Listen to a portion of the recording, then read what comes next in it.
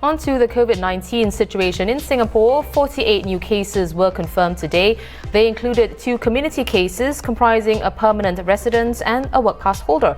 There were also 5 imported cases who had been placed on stay-home notices upon their arrival here, and more details will be released tonight. Now, meanwhile, the Health Ministry yesterday announced 3 new clusters in foreign worker dormitories.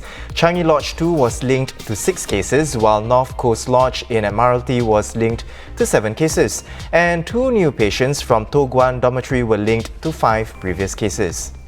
In other Singapore news, IPPT and in-camp training for operationally ready national servicemen will resume progressively from October. Singapore Armed Forces NS men whose IPPT window closes on or before February 7, 2021 will be granted a one-time waiver. As part of safe management measures, NS men returning for unit-level ICTs will be tested for COVID-19.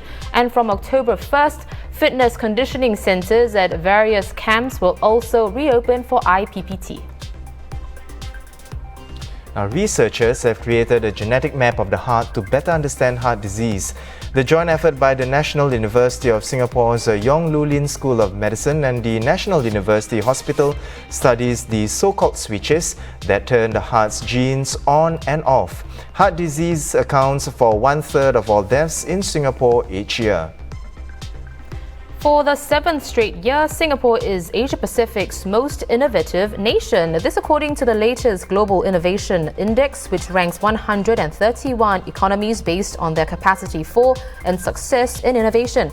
Singapore fared well in the traditionally strong input indicators like political and operational stability, government effectiveness and tertiary education, ranking number 1 globally for all of them. Singapore also improved in intellectual property-related output indicators, as well as for the indicator that measures the proportion of female employees with advanced degrees out of the total employed. Singapore took the top spot in the world. In the overall global ranking, Singapore is in 8th place, with the top 3 positions going to Switzerland, Sweden and the US. COVID-19 has turned the event's calendar upside down, with the Affordable Art Fair, the latest show, to be cancelled.